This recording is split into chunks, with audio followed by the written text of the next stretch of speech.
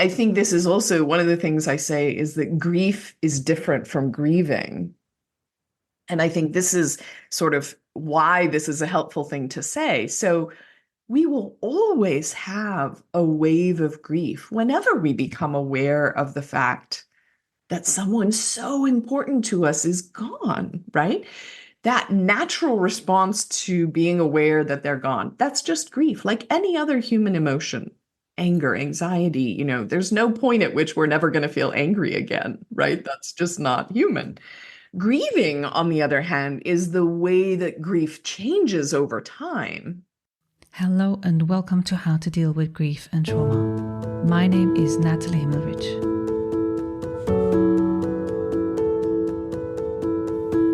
How to Deal with Grief and Trauma is completely self-funded, produced and edited by me, Natalie Himmelrich. Consider making a small donation to support the podcast. Go to bit.ly/support, capital G, capital T, and podcast. I repeat, bit.ly/supportgt podcast. Thank you so much. And for more information, please visit Natalie's website, join the podcast Instagram page, and subscribe to the newsletter to receive updates on future episodes. So Mary Frances' book, The Grieving Brain, has inspired me from the moment I started reading it. In fact, I recommend it to so many of my therapy clients who express a desire to understand grief. I've lost count. As a neuroscientist, she shares groundbreaking discoveries about what happens in our brain when we grieve, providing a new paradigm for understanding love, loss, and learning. So I'm very excited today to be speaking with Mary Frances, a neuroscientist and the author of the book The Grieving Brain, The Surprising Science of How We Learn from Love and Loss, and to find out even more about the science behind grief and all that Mary Frances and her colleagues have researched in their lab. I've been excitedly and patiently waiting for today's episode to find out even more of my favorite topics, grief and trauma, and to have Mary Frances enlighten our brains on those topics in a language that we hopefully can all understand. So let me tell you a little bit more about this week's guest. Mary Frances O'Connor has a PhD and is an associate professor of psychology at the University of Arizona, where she directs the Grief, Loss and Social Stress Lab, also known as GLASS. Her research focuses on the physiological correlation of emotions, in particular the wide range of physical and emotional responses during bereavement, including yearning and isolation. She believes that a clinical science approach toward the experience and mechanisms of grieving can improve interventions for prolonged grief disorder, newly included in the revised DSM-5. So I'm so excited to have you here, Mary Frances. Thank you so much for giving us your time. It's so lovely to be here, Natalie. Thank you for inviting me. How are you today? If I think about just today, right now, at this moment, it's early where I am, later where you are. And usually in the morning, I sit and drink my coffee for a little bit, think about where I am at the moment. So, this morning I was actually thinking about loss, as I do most days, I guess, because this is the topic I'm so frequently engaged in. And the thought that I had, which may surprise your listeners, is sort of, am I okay with, that life is short? Am I okay with today might be the only day for me? And it sounds really dramatic. When I think about it, it's not quite that dramatic, but it's more a reminder. I think when we've lived through loss, if we embrace that, it can change how we live day to day, even at 8 a.m. on a Monday morning. Exactly. So, you are a scientist and you studied to better understand grief, both on a psychological and physiological level. But as I always ask and want to know from my listeners as well as from my guests, for my listeners, is how has grief and trauma informed your life? How did you come to where you are now? I feel quite comfortable with grief, even when it's uncomfortable, maybe.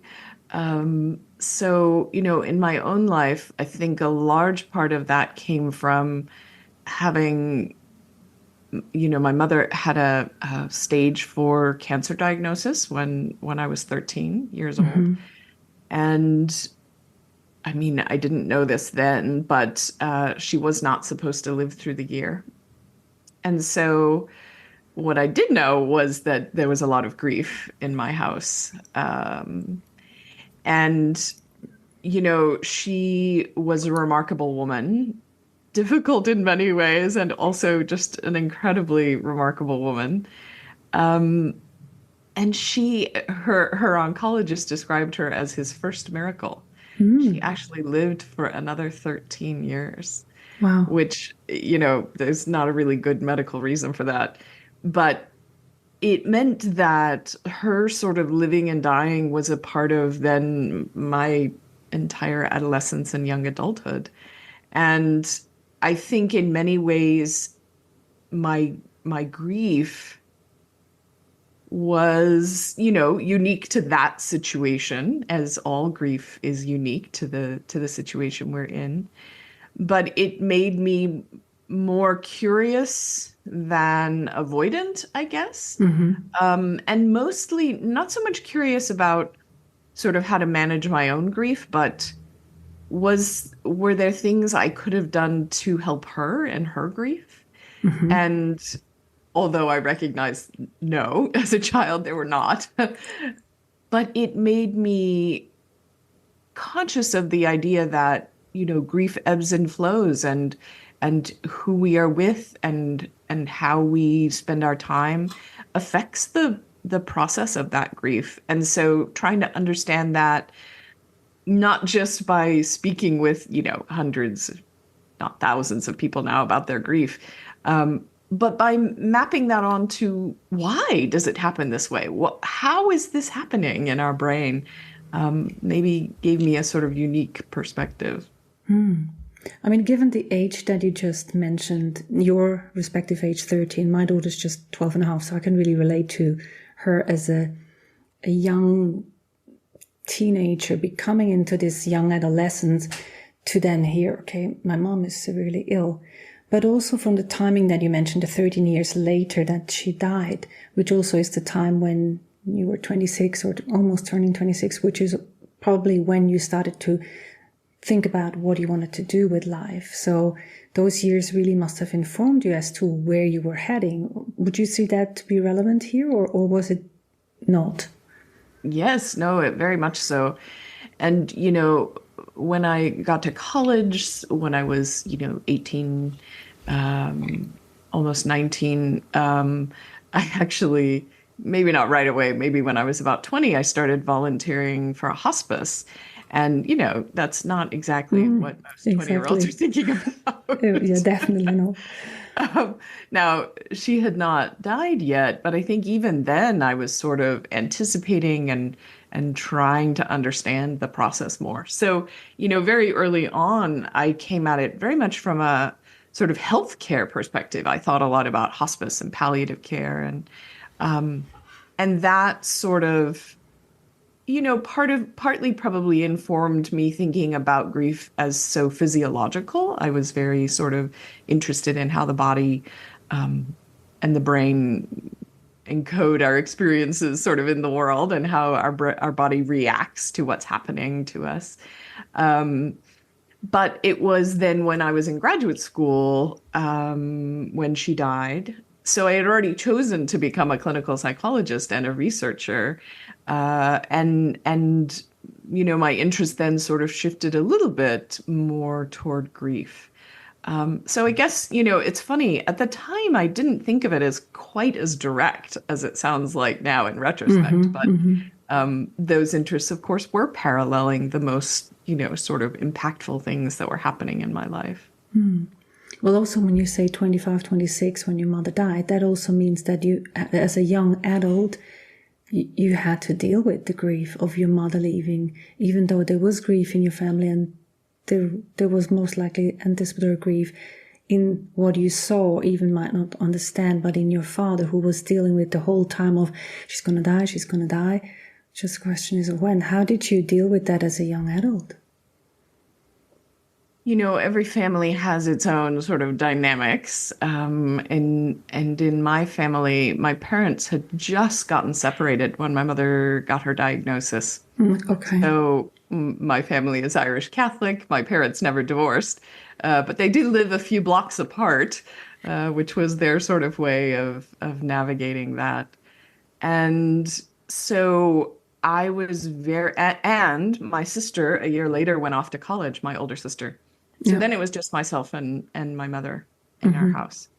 And so we had a very, very close relationship. I think there was, a lot, a lot there that made it difficult to also do all those developmental things of moving out into the world the way I both wanted to and felt, internally motivated to do, as you do when you're a young person. But there was then always this conflict, and I think about this a lot with young adults where, half of you is drawn to exploring the world and half of you feels like you need to keep returning back and sort of drawing back to the family and the person who's ill. And that inner conflict was very difficult for me. And so, when she died, it sort of released me from that conflict. And I think one of the things that people have difficulty sort of accepting is that with death can come relief as well for people. And not relief because she wasn't, the most central person in my life, but relief because of just the situation that her illness had sort of placed us in. Absolutely. And through no fault of her own. I don't mean it that way, but just the nature of life events. So I think that, of course, I didn't understand any of that at that age. This is all very much as a 50-year-old in retrospect, right? But it actually meant that, my grief was not the same as what one might experience with the death of a child or the death of a spouse. I did not yearn for my mother to be back because it was the right thing for her, to sort of release this physical body that was just not able to live anymore. And so, my experience of grief is not the same as many, many people. And I did not experience prolonged grief. But I did experience depression. And that's, another kind of reaction that people can have. I'm so grateful to you that you mentioned the relief as one of the aspects after you lose someone, because a lot of people wouldn't even dare to admit, I actually feel some kind of relief. It's not the only thing that people feel, but it's part of it. And there's often so much confusion about it because I shouldn't feel relief. Nobody else does, or seemingly. So, and I guess it's just like these people from outside, they don't expect that. Yeah. And then what do you do with that relief? Yeah. Yeah. And it's not something that feels comfortable to talk about. Yeah. I think this is one reason why podcasts like this and sort of getting to know what people's experience of grief has really been like is so helpful, because it's not something we talk about easily with our neighbors or our colleagues. And so to sort of understand, oh, I'm not the only person having this experience in this way. But also, gosh, there's such a range of reactions that people have. I can't know what someone else is experiencing. And for that same reason, they can't know what I'm experiencing. And so if I'm going to connect with someone, I have to tell them what my inner experience is like. And, sort of showing up and telling someone sort of how broken or fragile or guilty or whatever that you feel, that takes real courage, and also should only be done with the people that you trust, right? Who are going to understand what you're saying and not judge you for that, and also lend you their hope that, yes, I absolutely hear why and how you feel, and you're not going to feel this way forever either. And it's also brought me to think about all the expectations that people place on someone else grieving, either through their own experience or through comparison or through being grief illiterate. But I want to come back to this yearning you mentioned. You said that you didn't yearn for her. You felt that it was the right time for this body to be released. And you talk about yearning as well in your book. And I see that from the perspective of my clients where, as an example, grieving parents who lost their child, and one of them experiences a lot of yearning and the other not so much. Yeah. And so it's like there's this obvious comparison because it's like the parents, they should grieve the same way because it's their child. Why don't you say a little bit more about what makes yearning and I can see that you have a lot of understanding about that. Yeah. I mean, I think one of the ways I think about, 2 people or 4 people or 8 people who are grieving the same person is that it's going to look different for each one of them because each of their relationships were different.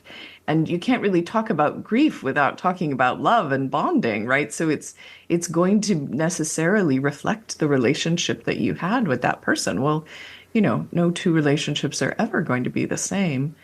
The other way I think about it that I think can be helpful is that while we know the experience of grief is universal, the experience of, distress and that natural reaction to loss, while the inner experience can be quite similar, or at least can be very universal, the expression of grief looks completely different from culture to culture and period of history to period of history. It looks different from individual to individual. It even looks different within an individual from one loss to the other. And exactly. So I think that can be just so helpful to know that because the expression of grief is different does not mean that there's not that reaction to loss internally. And I think, for myself, this has probably taken me a very long time to learn. And I think this is one of my favorite sort of discoveries that grieving really is a form of learning, and learning doesn't ever really end, right? And so, as I have come to be my 50-year-old adult self, I see now that there was relief because there was so much distress with her, with us, with me feeling torn. And that prevented me from yearning for her in a sort of immediate way.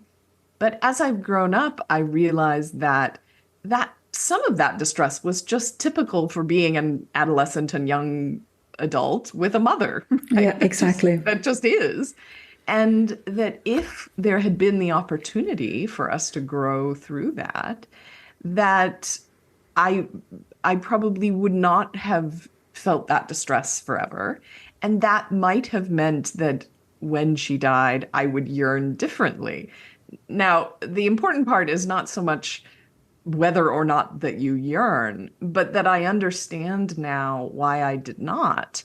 And that actually makes me feel much less guilty about it now than I could have even understood as a 26-year-old. As a 50-year-old, I see my friends who have developed these wonderful relationships with their mother. They're both adults and they interact with their mother differently. And now I'm able to see, oh, I do grieve that we might have had that, right? Mm-hmm. But that is not because I wasn't doing something right when I was 26. It's because I was 26, Yeah. I think you highlighted something for me there, which is important to say, I think, is the same in a way of what do the circumstances in the moment of the loss or the preceding grief. So in my case, I had twins and the younger one passed away on day 3. So I became a first-time mother at the same time as learning how to be bereaved and what that meant and how that felt and what was I doing. So I had this newborn and her twin sister wasn't here. And so I couldn't really experience first-time motherhood in itself. This was always together. And so that in itself, there's no sliding door effect where you can go back and say, whoa, how would it be if I was a first-time mother? Now, okay, this time. This was my experience, same as with you growing up from 13 till 26. you had this simultaneous relationship with your mother and her being critically ill, or part of it at least critically ill. Yeah. Yeah. Yeah.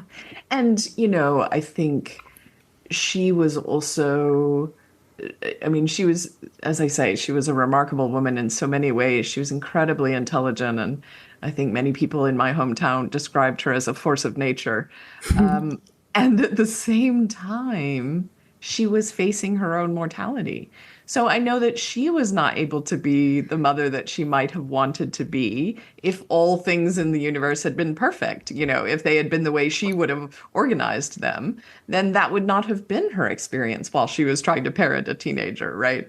And so, that in retrospect has also given me a lot of gratitude and forgiveness and just understanding that none of us are dealing. We're always dealing with more than one thing, right? But the reality is that all of those things are affecting the people around us, and that's okay. That's just how life is woven, and I think in some ways the learning part is just allowing that to be true, and then over time taking away from that whatever it is that makes sense for our life in whichever decade we're in now. Yeah, so you mentioned the start of the sentence, or the sentence, grief is a form of learning. So if I were to add something and you would finish, so grief is a form of learning too? That's the great question, right? What would it be? What would you say?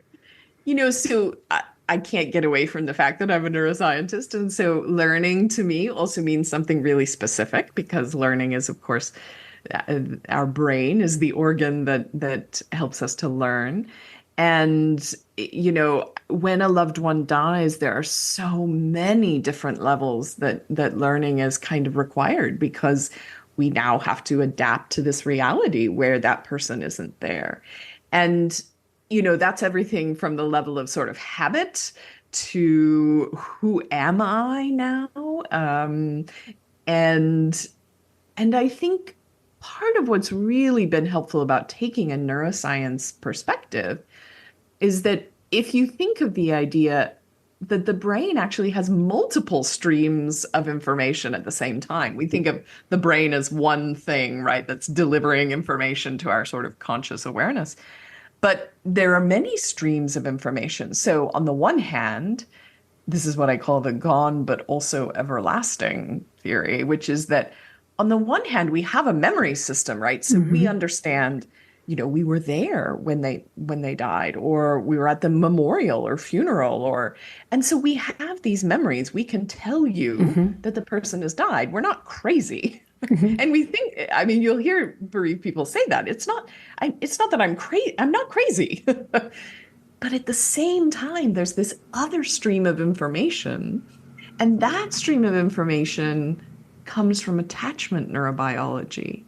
So this goes to you can't talk about grief without talking about love. When we fall in love with our baby or fall in love with the person who becomes our spouse, that bond is deeply encoded in our brain. And it comes with a belief, I will always be there for you, and you will always be there for me. And you don't have to be in my presence for me to continue to believe that, right? We couldn't go off to work every day, or send our children off to school if we didn't believe in that enduring motivation to seek each other out again, to come home at the end of the day. So this implicit belief, you will always be there for me, just because the person who's died is not in our presence, doesn't mean that belief goes away, right? Like the whole point of that belief is to endure when they're not with us. Exactly, yeah. And so now suddenly you have these two streams of information that can't both possibly be true. They're gone and they're everlasting, right? Our relationship with them is everlasting. And so I think part of the reason that learning that they're gone and what that means for our life is so difficult is because there's an actual conflict, even in our brain, of understanding what is this. And so you hear people say, I'm not crazy, but I just feel like they're going to walk through the door again. Yeah. Or, I'm not crazy, but I can't get rid of Joan Didion in her book, The Year of Magical Thinking. She writes, I couldn't get rid of his shoes because he might need them again. Yeah. You know, so I think when you have these two parts of your understanding, the learning becomes very, very difficult and takes a long time. And I think that's okay. So in terms of that long time, I mean, it's fascinating the way you describe that, neurologically people bond, and then in a loss, there must be some kind of unbonding, but there's this paradox of these two parallel stream of thinking. So why does grieving take as long as it does? And why does it take longer in certain people? And for others, it takes seemingly less, or their brain adapts more easily to the reality of the non-physicality? Mm-hmm, mm-hmm. This question I was wanting to ask you. So I think it's for a few reasons. I think that our whole attachment neurobiology is set up to disbelieve for a while, in the sense that, if you wake up one morning and your spouse isn't there next to you in bed, it's probably not a very good prediction that they've died, right? Like, we wouldn't want you to think, oh, well, they're gone. I guess I'll go out and, there's this lovely looking person that I've met, on the train, and maybe I'll go home with them tonight instead, right? The whole point of a relationship is you think, oh, well, maybe they're on a trip, or, they've just run off to get me bagels and coffee. You come up with a million different reasons why they're not there. And that holds that relationship together, because that relationship is so central in your life. I'm not going to believe that they're gone. There's a reason for that. And it works very well when the person is alive. But when the person has died, your brain still is going to take a long time to accept that. And not just accept that, because that's sort of the memory part. Like, of course, I can tell you that, but to stop predicting that they are going to be in your life, right? A woman told me, I can't have a family photograph taken because I still feel like someone is missing, right? There's a way in which that is sort of predicting that they should be there and they're not. Yeah. And so I think that each person is going to go through that learning process at their own speed. I mean, none of us learn anything at the same rate, right? I mean, think of how long it takes one child to learn to ride a bicycle versus another child, Sometimes you just put the child on a bike and it's like, oh, they've always been on a bike. And other children, it's months and months and months, and they try and it's hard and they fall down and they get up again, and then you put them on the bike again, and, it's over and over and over. So, I mean, I think the learning is partly like that. As to the why is it such a different length of time for multiple people, or for different people?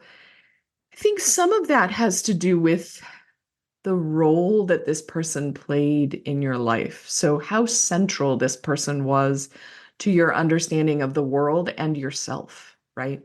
So if I use the word daughter to describe myself, and if being a daughter is really important to me, or if being a wife is really important to me, then the loss of that person also means, who am I, right? Exactly. Am I a parent if my child has died? How do I even understand what that question means? And yet the reality is that the child is not there, right? And so I think for some people, it takes a longer time to understand, what am I supposed to be doing and thinking and feeling right now? Because I can't disentangle that from how I should be feeling if they were here. So I think, the upside of this is that our brain is actually very good at learning, and that the vast majority of us, as painful and distressing as grief is, we do actually learn. We understand that they're gone, and we learn how to restore a meaningful life around the fact that they are gone.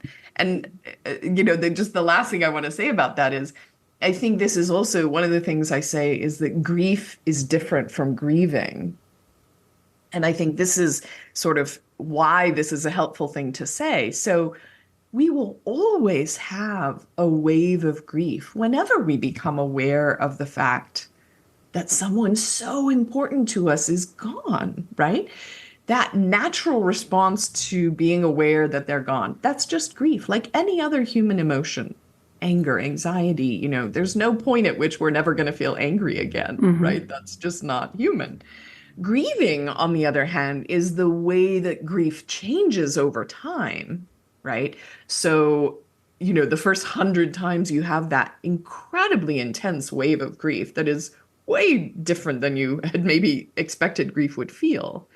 The first 100 times you think, I'm not even going to get through this moment. Like, this is completely unbearable.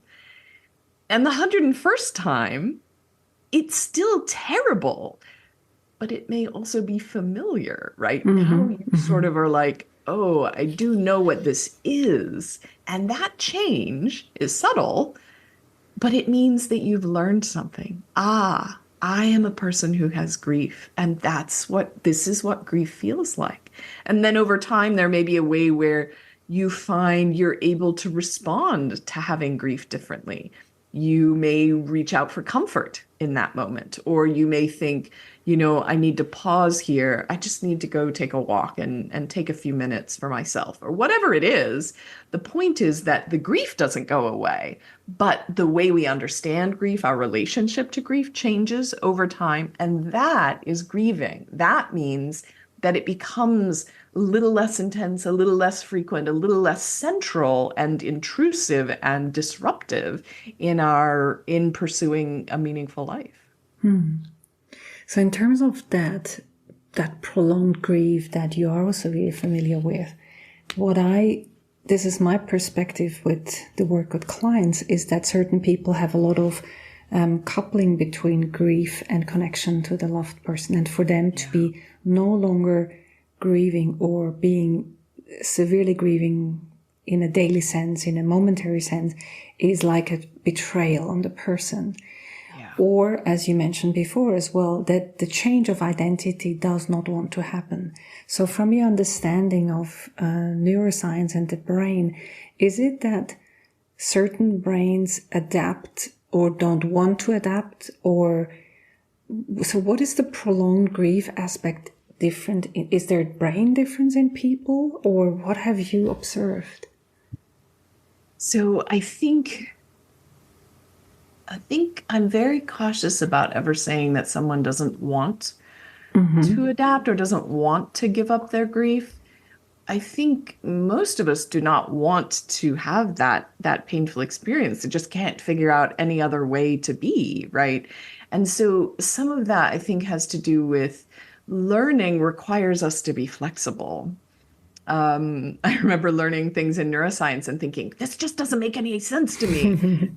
I remember thinking, I learned how the potassium and sodium sort of interact when a nerve fires, and I was like, I don't understand. And then eventually one day I realized, oh, I just have to accept that is how it works, right? There's no understanding beyond that. It just is this way. And so I think, with learning, we have to give ourselves an opportunity to learn. And sometimes that means trying things now, as we are now, that we don't want to do. And that's where the want comes in, right? Right, that we don't want to do.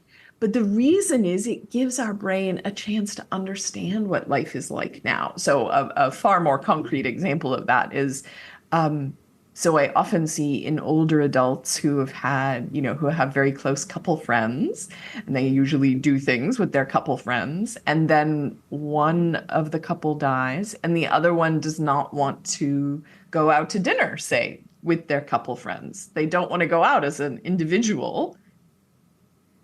And I can understand why, right? It's going to be painful. There's no doubt that it is going to be painful. It is going to remind you of them, and their absence is going to be so apparent during that meal. But it also gives our brain a chance to understand, oh, this is what it's like to do this now that I am a widowed person. And I can do that in a lot of different ways, right?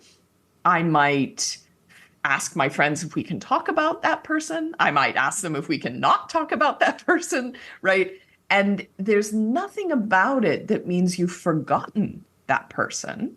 It's that you are bringing that absence with you while you are doing something that has a whole lot of emotions associated with it. So, yes, you are very likely going to feel grief, but you also at moments are likely to enjoy the soup that you're eating, right? Or get into an interesting conversation about a book that you hadn't heard about that your friend is telling you about, right? So you're going to have all of those experiences. And this is what allows the brain to say, okay, that absence is still very present. And also my friends are very present too. And that I can have both at the same time if I'm living in the here and now. So when you're talking, I'm thinking of clients, past clients that I had, where I can see or assume, just even looking at the different nervous system responses to stimuli that they have. For some people, even the apparent missing of that person, like the table of 4 and it's just 3 people, is so triggering. And then the not talking is triggering, or the talking is triggering. Everything is so overwhelming that they just can't or don't want to or are not able to, whatever we use here. They're not able to do that because that, for the nervous system point of view, it's just too much for them to deal with. Yeah. Whereas for another person, they have a different structure and they might be titrating that in a way that is digestible more because of the baseline of their nervous system ability to associate what's happening with that. Yeah. And you would ask me that specifically, what's different, in some people than others. And, I don't think I think we're starting to have inklings of things that are different from different individuals. I don't think we have a really solid answer for that yet, but it is clear that, for example, the oxytocin system seems to be operating differently to some degree in people who are having prolonged grief, or there's a specific part of the brain that I found that seems to continue to be activated in people who have prolonged grief. So I think there is no difference, that there is no doubt in my mind that as human beings, we are walking through the world with a different human body and brain, and that's going to affect the way that the world is encountered. I will say also that in one of the wonderful things about psychotherapy is that we can learn new skills around how to manage those moments where we're reminded of our absence. And engage in those situations differently than we used to so that they are not as overwhelming. Yeah, whether that means, I need to go to the bathroom and do some grounding exercise to sort of bring me back to the present moment, or whether that means I need to actually disclose in that moment, gosh, I just need to say that I'm having a really tough time at the moment and I'm going to be okay in a minute. But, if I get a little weepy, please no one leave the table, We learn all sorts of different ways, or even to just manage our attention, which is going to really affect the way that those incoming experiences are happening by, developing mindfulness skills or developing progressive muscle relaxation skills or whatever the skills are, so that we can face those situations and habituate, right? Learn that we can bear them and that, in fact, there may even be wonderful things that come out of them. When you were speaking about letting people know how you're feeling in the moment, I was thinking of the sentence that I probably most often hear from clients or have heard over the 25 years is, I'm sorry, when there's some kind of emotions that are displayed or coming up. And I think it's important to be saying that, because we often have, I don't want to say everyone, but often we have heard or learned in the socialization of our upbringing that we shouldn't feel or express or show certain kind of emotions. And what grief has taught me is it is very unpredictable each moment for me. And sometimes I I don't expect it, and I have experience of emotions that come out, that overflow me, but I have learned to be really comfortable with it. And then as you were starting this today, you said, I've become really comfortable with grief. And so as part of that, I've also become really comfortable with my emotions overflowing, or allowing that valve to be open. And when it's there, it's there. Yeah. And I guess as a socialization aspect, it would be good for people to understand that this is a time when you will likely experience that. Yeah. And it's okay. It's actually normal. Yeah. And it just reminds me of that one sentence that I've heard somewhere, like, tears are the pearls of, our grief's pearls of love. Which is, which I find is just beautiful to say, well, this is just one sign of my love doesn't have a physical home anymore, and it just comes out in the form of some kind of emotions or tears or not. Yeah. And I think, this is I think some of this has to do with grief literacy, right? So I loved that term you used, so that, there used to be many cultural things that we would do to sort of subtly let on to the people around us, right? We would wear black, or we would, cut our hair, depending on our culture, whatever the thing was, so that as soon as I interact with you, I know that you're having a different experience. I can't expect that you're going to feel the same way about every moment that I do, because you are in this very specific place in your experience right now.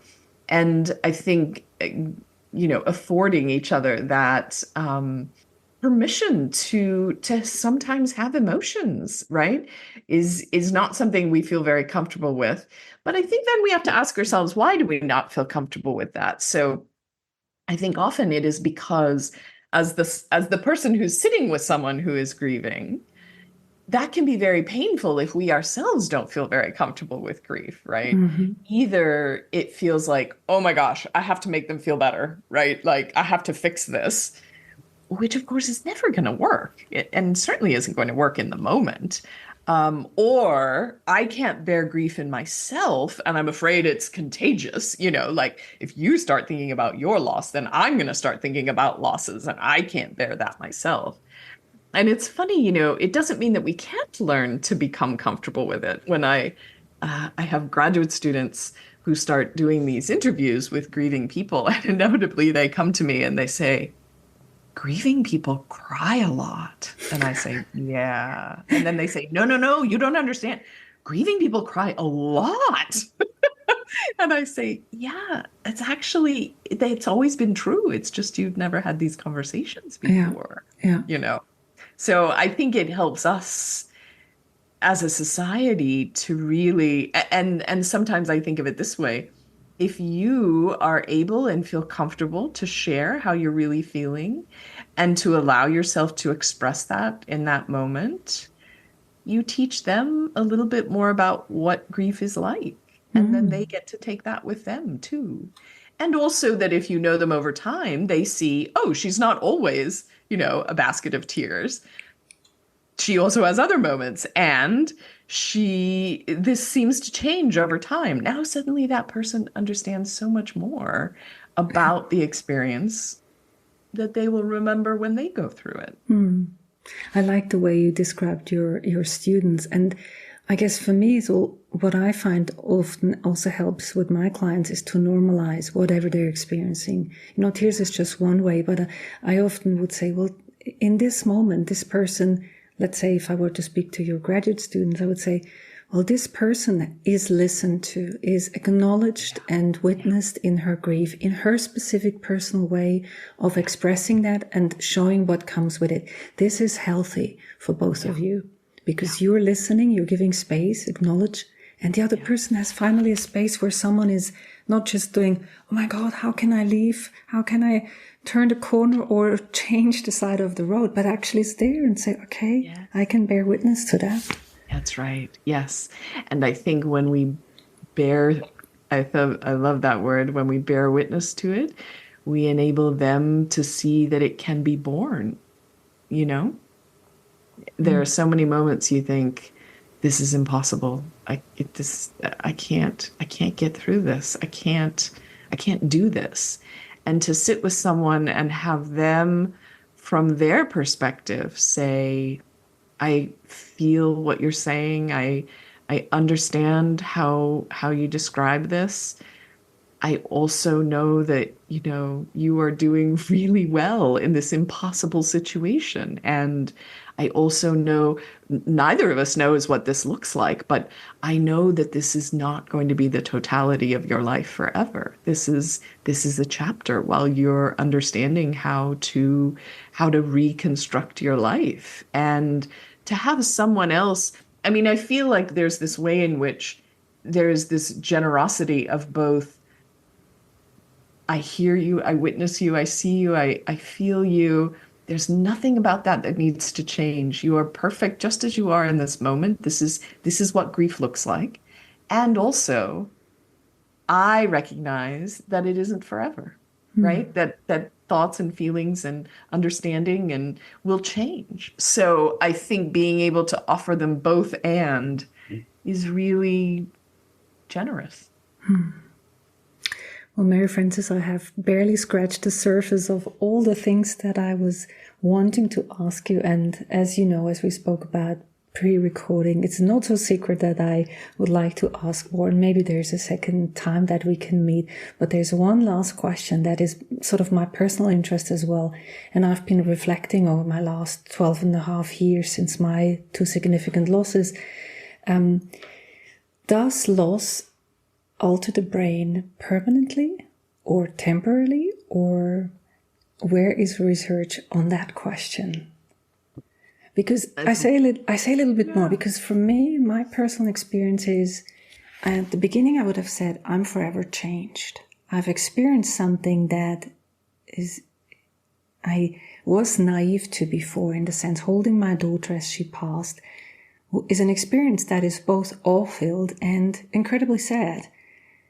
But it is something that has changed me. However, now, 12 and a half years later, I look back and I think, has it changed me permanently or temporarily, or have I gotten used to it? Yeah. I think some of this gets into the fact that we think of our brain and our body as being permanent, as being fixed.